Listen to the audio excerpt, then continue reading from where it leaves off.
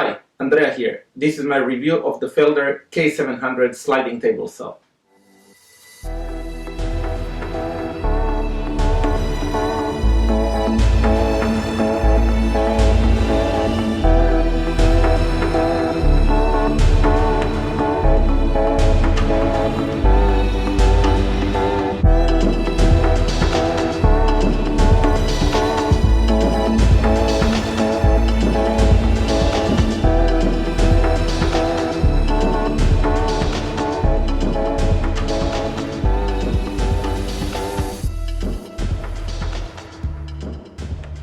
This will be a little longer format video, but I suggest you to watch it all because I will be giving tips not only for this saw but also for the other saws that you might use. So I hope you will find it interesting. Everything on this saw is made very strong and heavy, and the finish on all of the parts is quite impressive. There are no sharp edges on the saw except for the blade. Our Felder K700 is the most basic model with 1300mm sliding table. However, we added the aluminum cross extension table, the analog gauges to measure the angle of the saw and its height, and we also converted the 3 kW motor to the single phase so it can be plugged in any house. This saw accepts blades from 250 to 315 mm in diameter, and it can be equipped with scoring blade if you want very clean cuts on sheet goods. This means that saws set at 90 degrees can cut 103 mm in one go. The weight of the saw is around 500 kilos. As name implies, the main feature of this saw is the sliding table. Felder has developed X-roll sliding table and it's a dream to use. It's a very smooth, quiet and requires almost no maintenance except vacuuming the dust periodically. It also has a small tray at the end of the sliding table where you can keep a small tool or some measuring tape. You can use this saw to crosscut and to rip with the aid of the sliding table. The crosscut fence that has 1100mm capacity attaches to the sliding table, and it has integrated stop scale for a precise measurement. The positive stop makes sure that the fence is at 90 degrees to the blade, but it can be also set to any angle from -45 to +35 degrees. The companion to the sliding table is also this aluminum extension that further supports the piece. There is also 800mm rip fence that you can use as a traditional saw, but it can be easily converted to act as a stop. To safely cut thin pieces, it can be inverted and used in the lying position. So let me talk the things we like about the saw, and then I will talk about the things we don't like, obviously. So first I will talk about the things we like about this saw. We like that it's very well made, that it's heavy, and that it's good looking as well. It is very smooth, it has a lot of power, and even with the smallest motor it rips through everything we put through it. The maximum we cut on this saw was 75mm of hard oak, and it passed through just like butter. With the right blade, I would even dare to say that you could rip the 100mm of any hardwood. That's 4 inches in one go. Just make sure you're using the rip blade for that. Don't use combination or even worse, crosscut blades. In any case, for any saw that you use, always use a dedicated blade for the job. If you are ripping very thick pieces, I would suggest to get the rip blade for your saw. The sliding table, so what's not to like here? It's an incredible feature of this saw that makes your life so much better. It is quick, smooth and silent, and also extremely user-friendly. With the addition of crosscut fence and few accessories you could make yourself, it makes this saw very versatile and so easy to use. When it's not needed, it easily and quickly locks into the place. The only thing that we wish for is that space would be bigger so we could get the longer sliding table. Luckily you can upgrade in the future for a longer sliding table, and you can also add the outrigger table on your saw, which increases the capabilities of it. There is also a little space under the table that is very convenient to storing the push sticks or other accessories you might have.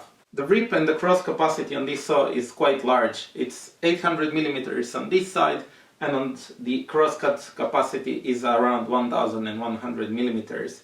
That is more than enough, and we rarely used more than that with our previous saw, so I don't think we will go more than that for this saw. But if you wish, you can also upgrade the saw and then you get a large capacity with it. Changing the blade on this saw is really easy, as you have a lot of space to put your hands inside. This is not the case in the cabinet style saws where you have only a little aperture of the plate. I also like how Felder placed the little sticker on how to release the blade. I know it's not that much, but it's extremely helpful. You also get this little tool rack that is very simple, and it has some magnets so you can attach it where you find it convenient. We have it on the back of the saw unit, but in hand reach when needed. It includes a wrench and an Allen key for removing the blade, and we added another Allen key to be able to replace the zero clearance insert. As I mentioned, the blade size on this saw is 315 mm. With the bigger blade you can cut faster, cleaner, and also you can cut very high capacity on the blade. Also it hits less, but there is a drawback. It costs a little bit more. We use the Felder blades, the Silent Power Silver line, and they're very good blades, but I have to state that they send them to us free of charge, but they're really good quality. The power button on this saw is placed very handy in front of the sliding table. This is in good reach 99% of the time, so you don't have to go under the saw to turn it on. There is also a possibility so you can add a button to your sliding table, but that was quite expensive, so we didn't opt for it. The dust extraction on this saw is really awesome. It is 5-inch capacity, which is 120 mm. There is also a big space inside of the saw body. This is very useful to keep some of the jigs inside, but you have to be mindful that you don't obstruct any of the moving parts inside of the saw. I wouldn't recommend that you use this as well, because I don't want that anything happens to you or your saw by using this space as a storage. So now we'll talk about the things we don't like and how we made them better, and still there are some things to be made for this saw, but that will be in the future. The first in order is the sliding table. Sliding table sometimes gets in the way when ripping very narrow pieces. Because the sliding table is a little bit higher than the cast iron, that's by very little, when you are ripping very narrow pieces, then it gets angled. The narrower the piece is, the more that angle will be pronounced. If you are cutting very wide pieces, then you don't even notice this on a square. There is a way around this, but you need to build or buy a jig that makes rips on the sliding table. Because that is quite expensive, there is another solution that is called Fritz and Franz jig. We still need to build it though. The next one is the rip fences wheel. It's made from some plastic that collects a lot of dust, and after a short time it doesn't run smooth anymore. My brother taped a blue tape around it, and that makes it slide much better and collects way less sawdust. That's great job, Morris. So the zero clearance on this saw. But this is very general. Any kind of saw that you have, you want to make the zero clearance insert. When you are cutting very small pieces or wedges, they can get trapped between the blade and the saw, and they can cause a lot of damage to the saw, and even worse, they can shoot back at you and injure you. The insert that came with the K700 is quite flimsy and it has way too big opening. But that's there for a reason, because with this plate you can angle the saw from 90 to 45 degrees without changing the plate. It's not ideal, but it works in a pinch. Even though you could buy a zero clearance insert, it's really not that cheap, especially for this saw. So I suggest you to make it yourself. It's very easy, especially if you have the cabinet saw. If you have a slider, then half a day of work will be enough probably. This zero clearance insert won't keep zero clearance all the time. When you're making the cuts, the blade always wobbles a little bit or gets strained on one side and cuts the opening a little bit wider. So after some time you will need to change your zero clearance.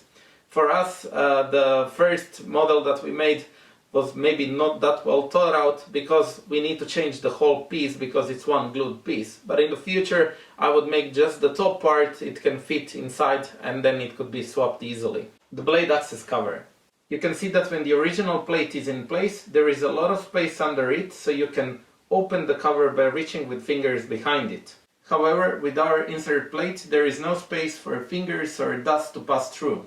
So we drilled that plate and added a brass knob and some thread lock to it to make it vibration safe. It works perfect now, and it's much more comfortable to operate the cover. And it's also safer because you don't have to reach behind where is the blade with your fingers. When you open the blade port, the saw automatically shuts off, so you won't be able to start it. The dust collection position on this saw. This isn't really a dislike, but more of a rerouting of the dust collection port. The dust collection port is on the side of the saw, and if you place your saw beside the wall, it is a great place to have it there. But our saw is in the middle of the shop, so we cut the opening in the service plate, tapped some screws and rerouted the hose there. It was a lot of work, but cheaper than buying a new flexible hose. The other port was closed with sewage cap and some hot glue. You also have to make sure here that the hose doesn't interfere inside with any moving parts. The crosscut fence. Because of the shorter sliding table, the crosscut fence gets often in the way when ripping with the rip fence, so it needs to be removed. It actually takes a little bit more time than I like to remove it and to put it back on. The crosscut fence moves back from the blade for safety, so I need to make a little piece that will fit in the aluminum profile, allowing me safer cuts with shorter pieces that gets unsupported. This looks easier to make than it is, but it's on my to-do list for the saw. The lift wheel for the blade. It is really beyond me why Felder made this wheel not attached to the shaft in any way. It was actually a few times that it slipped from the shaft and I hit my hand with the rail on top, or even it fell down to my toes.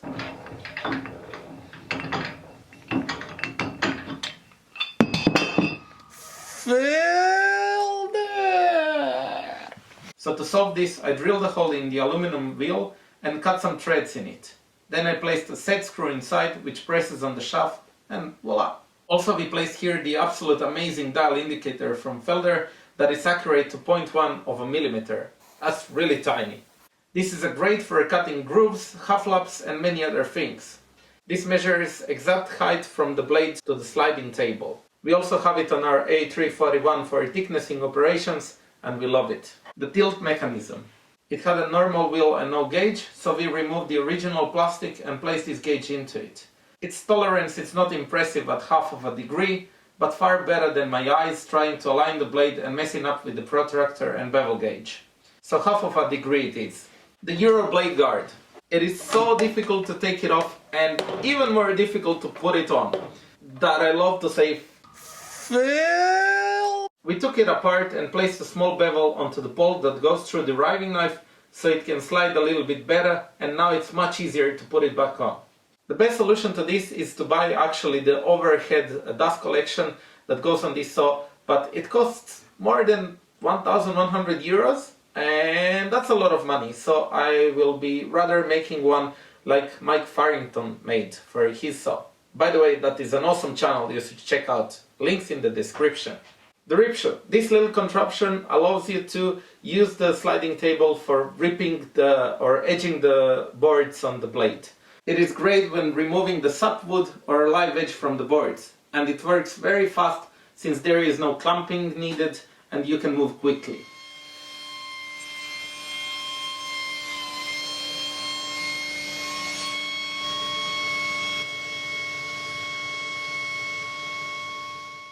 You can also buy one that is made from Felder, but it costs quite a lot, so we made ours from some scrap wood.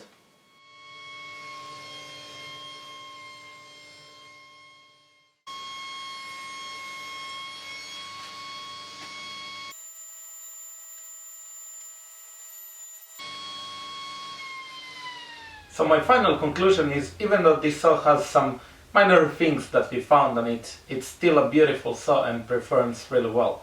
We are really satisfied with it. Now, if you excuse me, I have some job to do, and meanwhile you can hit that like button if you like the video, and if you haven't, please subscribe to my channel. Thank you, and thanks to all my Patreons as well. Now, just some cutting to do.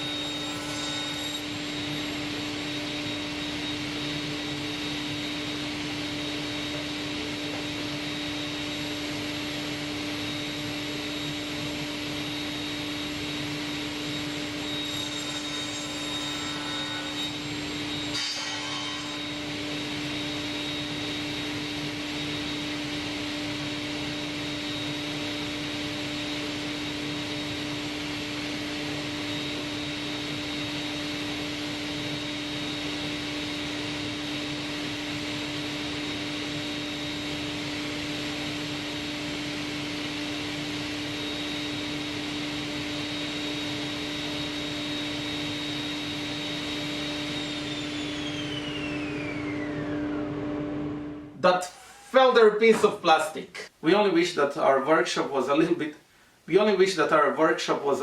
bigger. This saw has a generous space for the blade change. Hi, Andrea here, and this is my review of the K700